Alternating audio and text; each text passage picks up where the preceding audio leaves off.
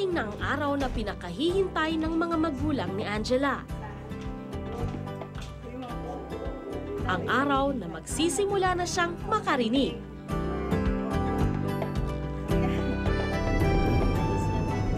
Maagang bumiyahe papuntang UST Hospital ang mag-anak.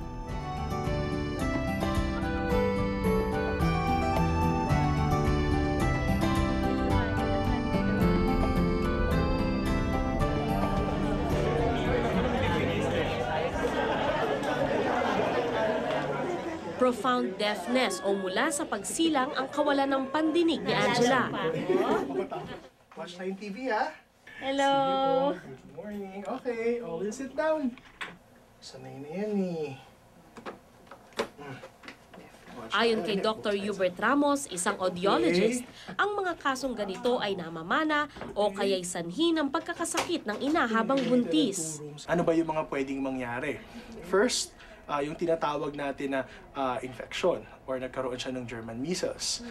German measles is said to be the #1 cause of congenital hearing loss in the country. Ano po yung surgeon po? Tinatayang mahigit 1 milyong piso ang gastos para sa implant. Pero alang-alang sa anak, hindi na iniisip ng mag-asawa ang gastos, lalo na sa mga oras na ito.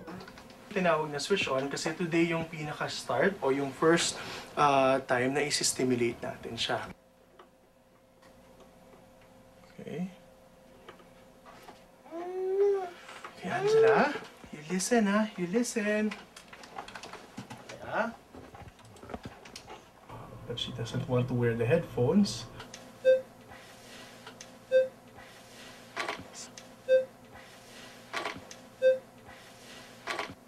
Nakikinig ka, ha? Nakikinig ka, no? Kailangan for 1, 2, 3, 4, 5, 6, 7, 8, 9, 10, 11, 12. Kailan po natin gagawin? Pinarinig ng iba't ibang uri ng tunog si Angela. At sa bawat tunog, Okay, 1 for mommy. iba-iba ang naging reaksyon ng bata. Oh, see.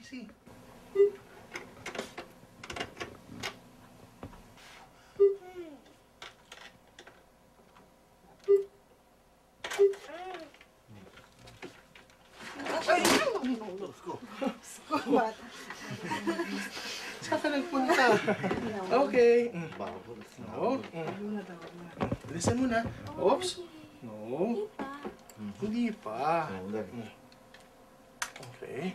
Nakita niyo yung reaction niya kanina, tinanggal niya.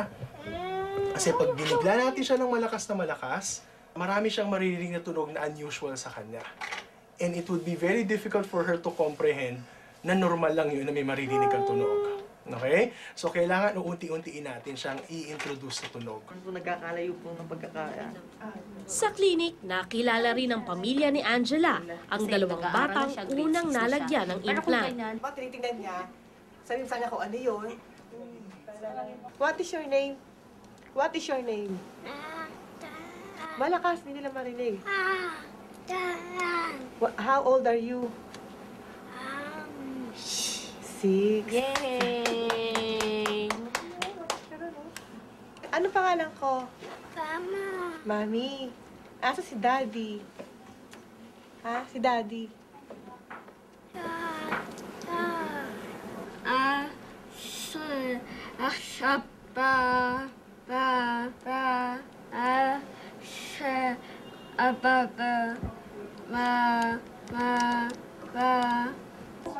Ang makitang nagsasalita at nagbabasa ang dalawang bata, nagbigay ng pag-asa sa mga magulang ni Angela.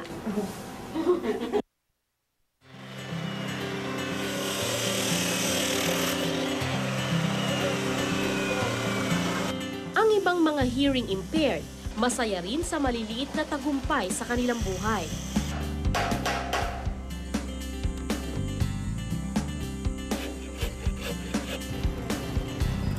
Sa Bohol, mahigit 100 sa kanila ang may trabaho.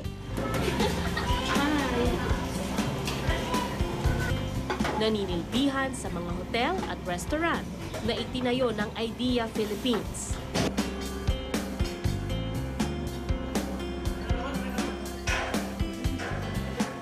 May mga construction worker,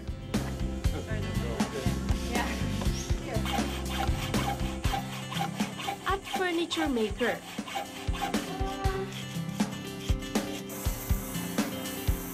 Pero ang malungkot, kakaunti pa lang ang trabahong inilalaan para sa mga tulad nila. And I totally understand because the communication, the employer's concerned if they can't explain the problem to the employee, how they're going to get them to do it.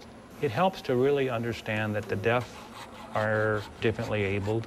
They are eager to learn, quick to learn. Most are very quick to learn, and will do a good job.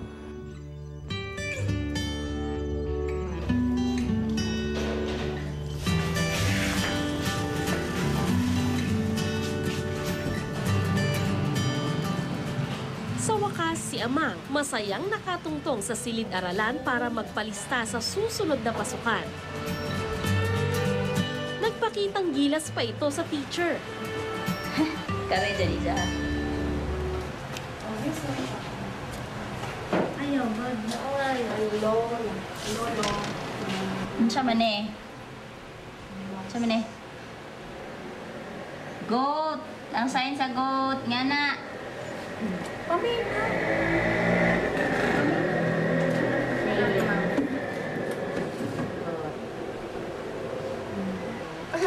Ireng, hindi pa ito si Ireng.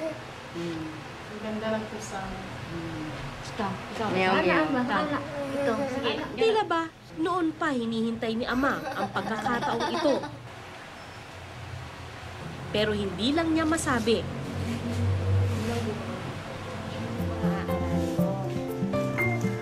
Air. First. Masaya ako para kay Amang. Sa wakas, may katumbas ng salita ang kanyang nararamdaman. Baboy. Baboy. Magkakaroon na ng pangalan ang mga tao at bagay.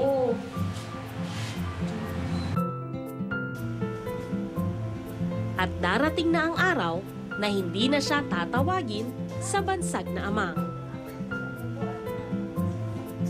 Mama. Mama. Mama. Papa. Papa.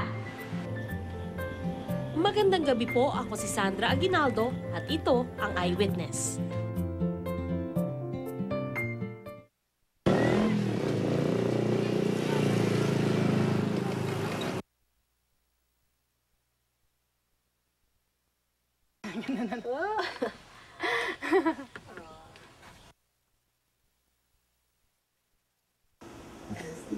Okay.